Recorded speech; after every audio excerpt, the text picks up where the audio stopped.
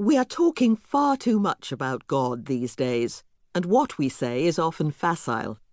In our democratic society, we think that the concept of God should be easy, and that religion ought to be readily accessible to anybody. That book was really hard, readers have told me reproachfully, shaking their heads in faint reproof. Of course it was, I want to reply. It was about God.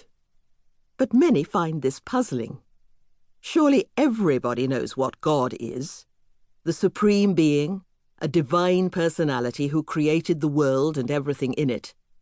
They look perplexed if you point out that it is inaccurate to call God the supreme being, because God is not a being at all, and that we really don't understand what we mean when we say that he is good, wise, or intelligent. People of faith admit, in theory, that God is utterly transcendent, but they seem sometimes to assume that they know exactly who he is and what he thinks, loves, and expects. We tend to tame and domesticate God's otherness.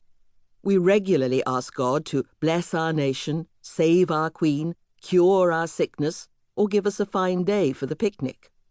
We remind God that he has created the world and that we are miserable sinners, as though this may have slipped his mind.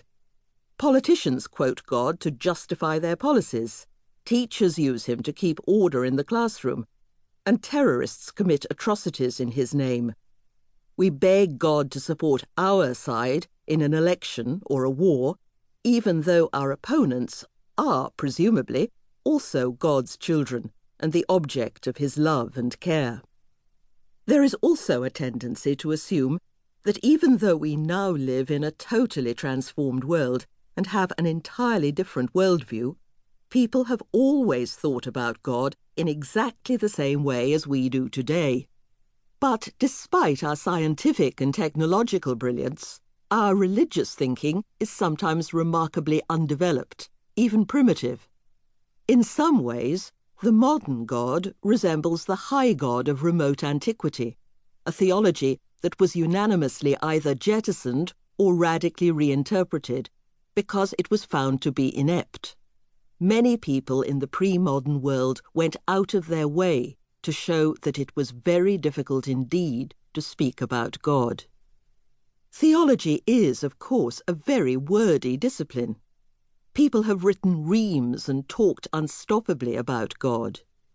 But some of the greatest Jewish, Christian, and Muslim theologians made it clear that while it was important to put our ideas about the divine into words, these doctrines were man-made, and therefore were bound to be inadequate.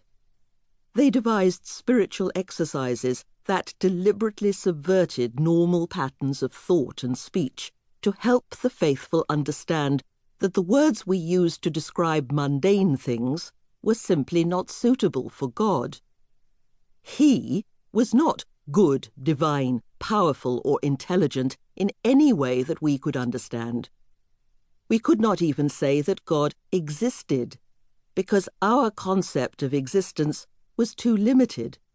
Some of the sages preferred to say that God was nothing, because God was not another being. You certainly could not read your scriptures literally, as if they referred to divine facts. To these theologians, some of our modern ideas about God would have seemed idolatrous. It was not just a few radical theologians who took this line. Symbolism came more naturally to people in the pre-modern world than it does to us today. In medieval Europe, for example, Christians were taught to see the Mass as a symbolic reenactment of Jesus' life, death, and resurrection. The fact that they could not follow the Latin added to its mystique. Much of the Mass was recited by the priest in an undertone, and the solemn silence and liturgical drama, with its music and stylized gestures, put the congregation into a mental space that was separate from ordinary life. Today, many are able to own a copy of the Bible or the Quran and have the literacy to read them. But in the past, most people had an entirely different relationship with their scriptures. They listened to them, recited piecemeal, often in a foreign language, and always in a heightened liturgical context. Preachers instructed them not to understand these texts in a purely literal way, and suggested figurative interpretations. In the mystery plays, performed annually on the Feast of Corpus Christi, medievals felt free to change the biblical stories, add new characters, and transpose them into a modern setting. These stories were not historical in our sense, because they were more than history.